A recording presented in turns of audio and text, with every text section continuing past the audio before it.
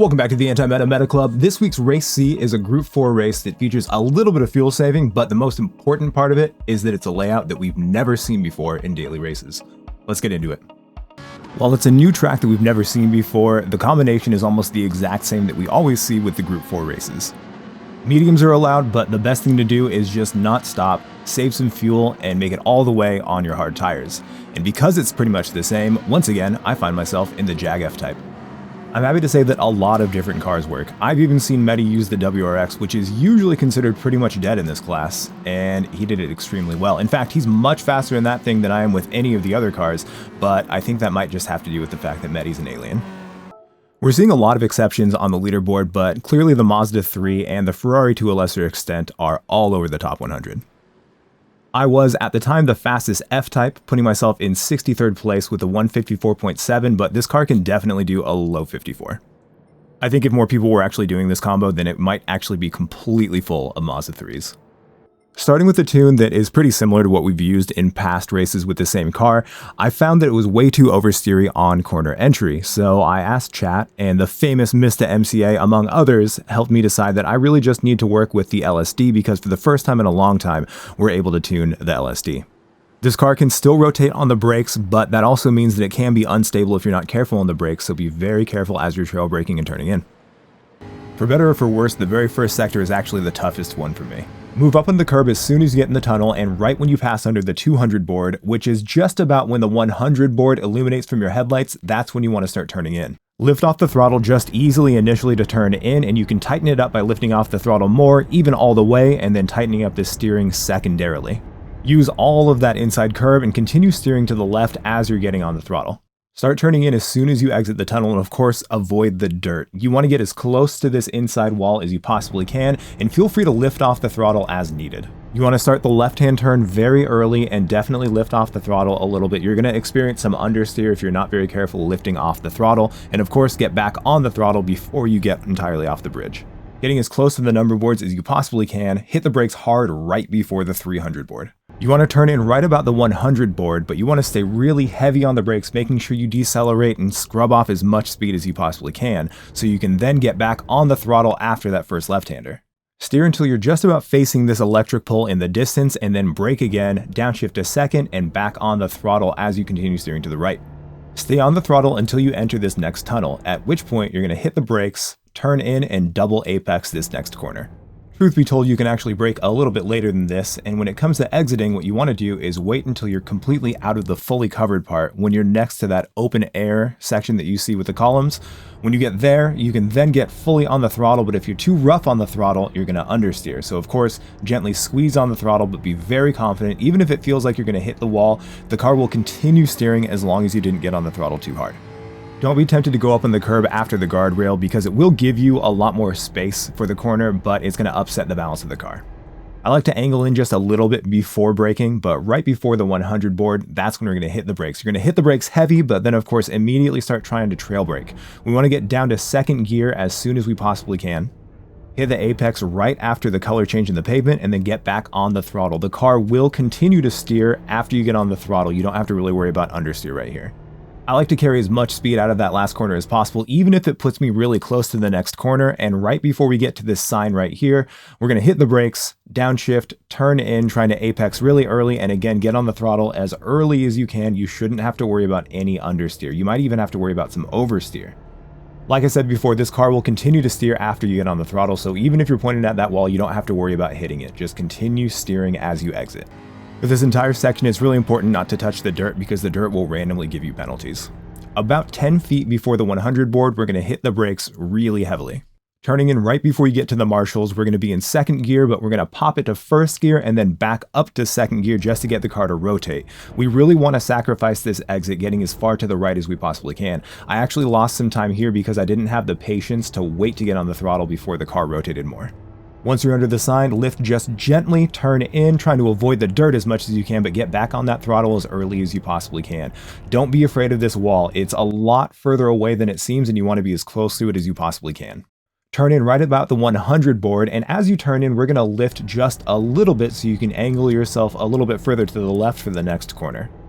Again, at the 100 board, we're going to turn in, hit the brakes just a little bit, and after we come off the brakes, we're going to add a lot of steering before getting on the throttle. We want to make sure that we can get solidly on the throttle and not have to lift off in order to avoid going off the track. Going really wide here but carrying a lot of momentum is much more important than staying close to the inside in this corner.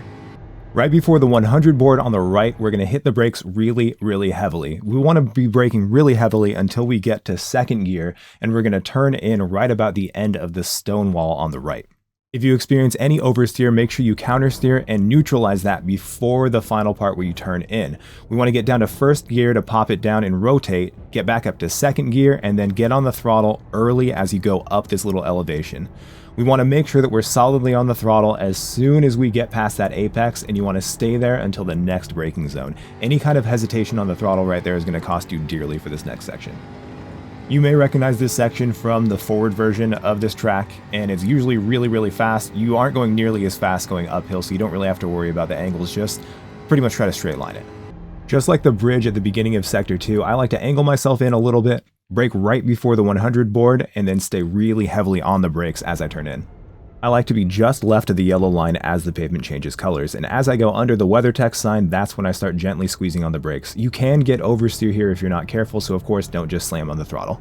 Continue steering to avoid the wall, of course, but you also have to be very wary of the dirt that sits between the track and the wall. If you touch that, it can at worst make you slide out, hit that wall, but at best it's gonna still take away all of your momentum, and that can cost you a tenth or maybe even more. Keep in mind that this is a brand new track layout, and most of you probably haven't driven this at all, so be very patient with yourself. One fun trick I've found when it comes to trying to figure out when to turn in is that the headlights will turn on and illuminate the 100 board just about when you want to turn in. Don't be afraid to be completely off the throttle for that first left-hander, and when it comes to getting as close to these walls as you can, again, don't be afraid to come off the throttle. If you find yourself sliding just a little bit as you negotiate this left-right, that's probably going to be totally fine. It's more important to keep up a lot of momentum there than it is to keep the car super planted, as long as the car isn't still sliding or you're not wildly drifting when you get on the throttle. If you're super careful about it, you can probably use the curbing that's after the guardrail as long as you're not on full brake as you come off, but it's probably best just to avoid it. Keeping momentum is extra important for this S because it is uphill the entire way, so if you really angle your car so that you're really on the left before this right-hander, you're probably just going to end up losing a lot of speed, especially because the area directly afterwards is not very long. I wasn't really effective in rotating my car. I should have gone all the way to the right here so I can get on the throttle even earlier, and that would result in me having a lot more speed for this entire section. I also think I scrubbed off too much speed here because, as you can see, I'm not going at all to the left side of the track, and even if you go all the way to the left side of the track, as long as you're carrying a lot of momentum, it shouldn't matter too much that you're going that extra distance. This left-hander right here is probably the most important single corner, at least for the second half, because it sets up this entire full throttle section. And anytime you need to be on full throttle, you want to be on full throttle as long as you possibly can. For the final corner, like I said, you want to avoid this curbing, and you can get on the curbing just a little bit as long as you angle yourself off and you're not braking and coming off at the same time, because that will upset the balance of your car and that's going to cost you time. I said this earlier, but this is a brand new layout. We haven't ever had this for daily racing, and because of that, not only should you be extra patient with yourself, you should be extra patient with other people, because other people are going to be struggling with this just as much as you. So as I've mentioned before, this is a layout that's never actually been used, and because of that, you can really expect a lot of chaos in a lot of these races. With that said, this wasn't that much of a chaotic race. There were a few really chaotic races, but this one was pretty clean, all things considered. On top of the fact that it's brand new, it's also just an incredibly dangerous track. The very first sector is incredibly high speed with very little margins, so you can see people, even people who you don't usually see crash, you're going to see a lot of people make mistakes here. So have fun with it. It's not always going to be this chaotic because people will eventually learn it, but right now it's kind of like the Wild West. Anyways, back to the actual strategy. Just like lots of other Group 4 races, the mediums are available, hards are required, and you can't make it to the end if you don't at least try to save a little bit of fuel. You're going to find a lot of people attempting to make a one-stop pit strategy work, but it will not work against people who know what they're doing, staying on the hard tires. Like always, the very best, the most efficient, and the fastest technique is just to short shift. If you're unfamiliar with short shifting, essentially all you do is choose a different rev range to shift at. So I'm shifting at about 75% of the digital tachometer, which ends up being, I think, about 6,500 RPM. and I just do that every single time. When you're behind someone in their slipstream, you can also choose to shift even earlier than that because you won't have as much air resistance and you'll be able to keep up the same speed even though you're not shifting nearly as high as you were before. You can also choose to use the fuel map when you're following someone really close in the slipstream. That's usually a little unwieldy and it makes you think about a lot more things, so I pretty much always just choose to short shift whenever that's an option. In races where really heavy fuel saving is necessary, then we'll probably use a combination but still rely heavily on just the short shifting. You can also do things like lift and coast, where you choose a spot before your normal braking zone to completely lift off the throttle, letting momentum carry you in, and you either brake gently at the normal braking point or you brake the same pressure a little bit later than you usually would. The beauty of short shifting is that you can also just choose to shift a little bit later and use more fuel if you need to pass someone.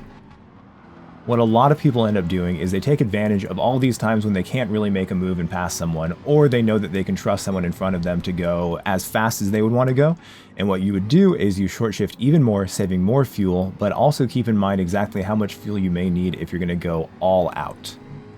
I haven't actually done this yet, but for an example, I can imagine that I might use 15% of my fuel tank if I'm going to go and rev the car out all the way for a single lap. That means if I save enough fuel and we only have 2 laps left and I have 30% of my fuel tank left, that means I don't have to short shift at all and I can go full bore for the rest of the race. You can also choose to not short shift on the straights and then short shift pretty much everywhere else so that you're carrying a lot of speed, you're going as fast as you can on the parts where it's most important to go fast, and then you're not wasting a lot of fuel to just spin the tires or lose your traction in the really twisty sections. As you can see here, I used a lot of fuel because I wanted to make sure that I get as close to the people ahead, because anytime I'm in slipstream, not only can I go faster, I can also save more fuel. Another important thing to consider is the type of cars that you're racing. For instance, we've got a Mazda 3 in front of us. That thing's front wheel drive, so it's definitely not going to be able to handle around the tight corners nearly as well as a lot of the other cars, especially the FR, MR, and all-wheel drive cars. Under the current balance of performance, however, it's an absolute rocket ship on the straight, as you can see from it pulling away from me right there. Now, since I know that, if we were just about to enter a straight, I wouldn't even come close to trying to make a pass on him. If I were able to stay really close to him, stay right behind him, I'd be able to keep up with him going just as fast, faster than I could go on my own, and I'd also be able to save even more fuel while doing so. A win-win situation. This entire section, however, is very, very twisty, and I knew that I'd be able to get in front of him and stay in front of him if I made that pass back there, so I went for it.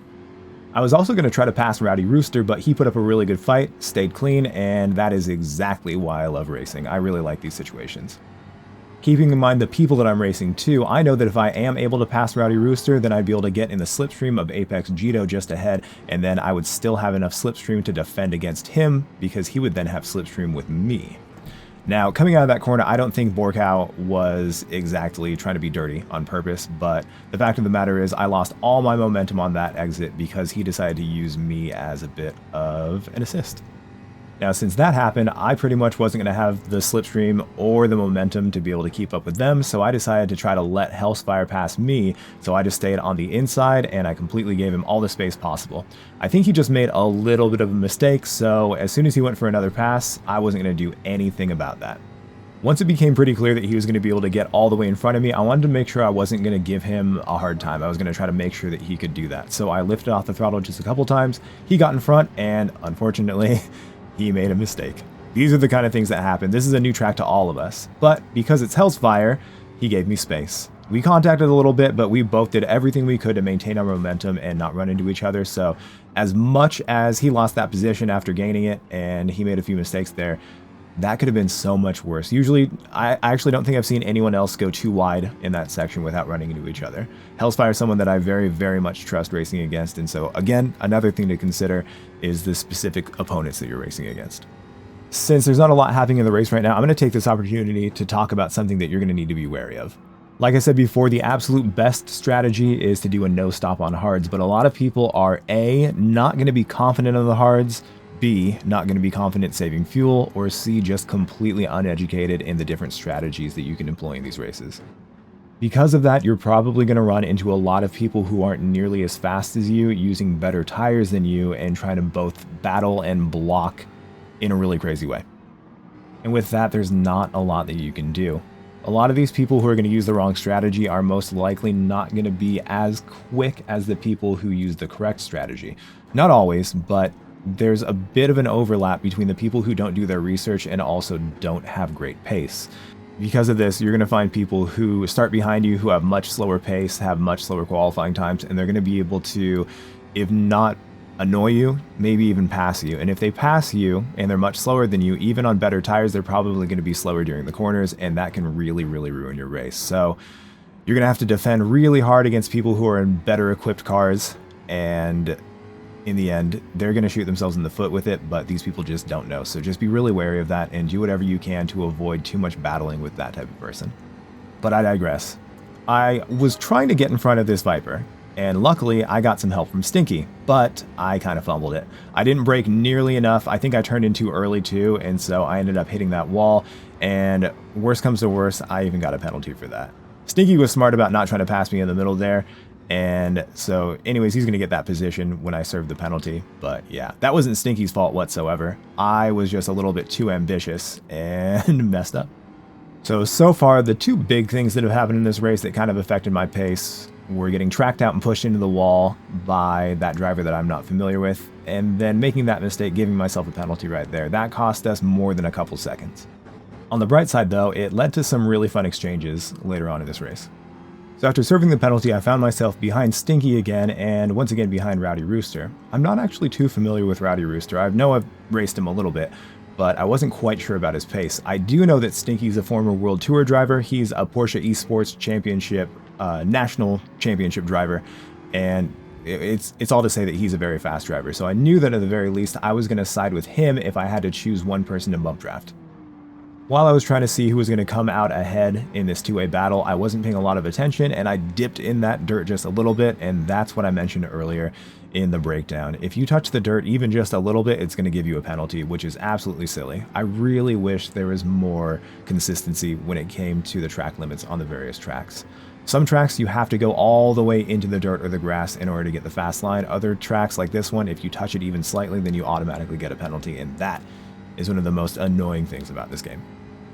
Again, I digress. So following Stinky through, he had a much better exit there. Plus, I think the S15 is just faster, and I really wanted to follow him through, but Rooster was able to get in front of me and wasn't about to give me that space, so I just slotted in behind him. I wasn't exactly sure what to expect from Hell's Fire, but it looked like he was just going to give me the bump draft, and so I figured I would just give Rowdy the bump draft, because it's better if we just all keep good pace throughout here. Rowdy, however, was not quite ready for that, and unfortunately completely missed his turn-in. You'll see in a second that he sent a message to the chat. He was not happy about that, and he definitely blamed me for that, which is understandable. I've been in a similar situation, but he had ample time after I bump drafted him to just hit the brakes, and he chose not to, so I don't necessarily feel that bad for him. Sorry, Rowdy, if you're watching, but you could have just hit the brakes. If anyone gives you a bump draft and you have ample time to hit the brakes before the next corner, then they're definitely doing you, and of course themselves, but they're doing you a favor. So if you just didn't know how to handle it, it's not that person's fault.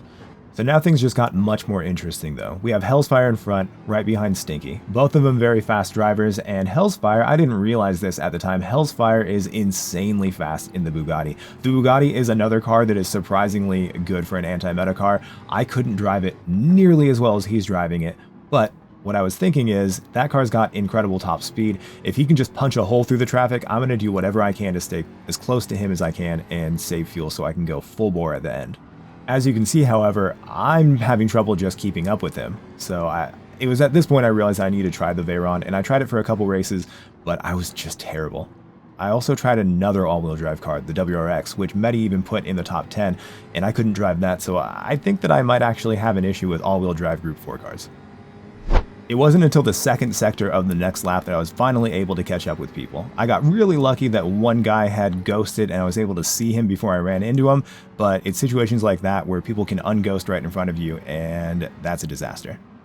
Right here, Stinky is giving a very good lesson on why it's really important for people to pay attention. Leandrino was not paying attention to the fact that Stinky had gotten to him before the apex in the next corner, and so he turned into him. Now, it might look like Stinky ended up missing the apex because of that, or afterwards going wide, but what happens is, when you turn into someone when they're on the inside, it makes your car slide.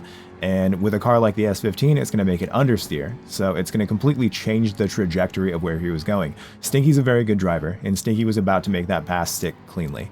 If Leandrino had actually just taken a wider line and paid attention to him being on the inside, the Mazda has better acceleration than the S15, and he would have been able to stay in front of Stinky. If he had simply not chosen to run into Stinky, he would have kept his position instead of losing 2 or 3 in that one corner. Once again, it's not to the end of the first sector that I actually catch up with people. Catching up to Amanda right here, it looks like they're not quite as confident as I am through these corners, so it's actually pretty difficult to not run into her, but I maintained cleanliness and then set myself up for a pass. I noticed that they've been braking really early, so I thought my best opportunity was just to go for a late brake maneuver, so I set myself up, made it obvious I was going for it, and then made my dive. Unfortunately, she bumped into me just a little bit right on the inside, and luckily it didn't send her way off the line, so I continued trying to race hard. She gave me space, and in the end I was able to pull all the way in front by the exit of that corner. I had the benefit of slipstream and a faster exit. I was also able to brake deeper, so I dipped it to first a little early, getting some oversteer to make sure that I really claimed that corner as mine. Now I'd finally caught up to Borkow. I do not know this person very well, and again, I don't think they meant to do it, but this is definitely the guy who tracked out on me and pushed me into a wall, which made me lose multiple positions and multiple seconds, so I was going to be as aggressive as I possibly could. If I thought they did it on purpose, and I knew them to be a dirty driver, to be honest, I would just track him out right there. I put him in the wall just like they did to me, but I don't think they did it on purpose. I think they were just clumsy. Because of that, I ended up getting a really terrible exit, and of course they're in the meta car, which is a complete rocket ship on the straight, so I had to defend as much as I possibly could. Going off in the inside right here, I braked a little bit too late, and they were able to sneak back in, and I lost the position again. I can say that I was not very happy with that, but I also knew that I had much better pace considering the fact that I did catch up with them, and like I mentioned before, it's not going to be worth trying to make a pass here. I couldn't even try to make a pass right here because it's the straight, so I can just save fuel and stay as close to them as I possibly can and then go for an attack later. It's important to note that dirty air is definitely still a factor when it comes to Group 4 cars, so you're going to have to brake earlier, turn in earlier, set up slightly different lines, tighter lines on exit, because your front end will wash out as you're exiting and it won't turn in quite as crisply. Knowing that car can't handle nearly as well as this one, I was just going to do everything I could to harass him as much as possible. If you stay really close to someone's bumper, it's going to make him nervous, pretty much no matter what. And of course, being as close to people as you possibly can will give you the best slipstream, but as you can see, it doesn't even matter. I'm revving this thing out and it's still pulling away from me. Knowing it wasn't going to be able to handle nearly as well, I tried to set up a nice switcheroo. I got a lot of momentum, and I think he expected me to go a little bit wider. We collided there, but it wasn't too bad, and I don't think he's upset because he gave me all the space in the world right there. So props to that guy. We had some issues initially. He tracked out on me, but giving him the benefit of the doubt ended up definitely being the right move, because if I had tracked out on him, he probably still would have been able to pass me, and then in that corner he probably wouldn't give me the space that I needed. So shout out to that guy in the end. Jumping forward to the next lap, you may remember at the end of the last lap we were in 5th place, and that's because the 2 people who were ahead actually did the medium start strategy. They were on the mediums, which meant that they had to go in the pits whether or not they were saving fuel and then pick up the hards.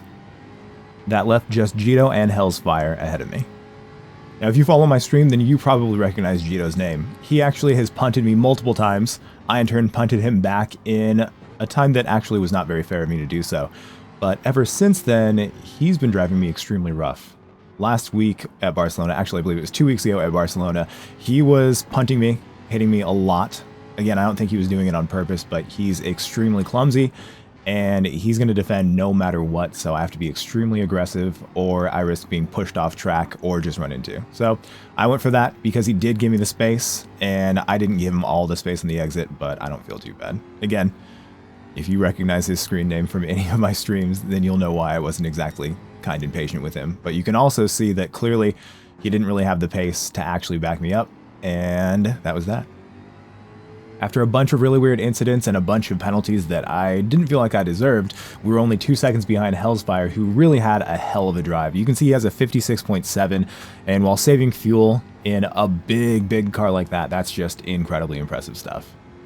I mentioned it before, the Bugatti as well as the WRX are also extremely good anti-meta cars, and I've just been talking to Road Beef, who you may know as T. Bayless within this game, one of the avatars, and he's actually been driving the Megan Trophy, and he can hit 56s while saving fuel as well. So there are lots of different options, but of course my choice here was the Jag. Thank you again for watching my videos. If you want to see how I record all the assets and my thought process as I'm going through and trying to figure out which car to use, I actually stream it all live on Mondays on Twitch with the same channel name. Thank you.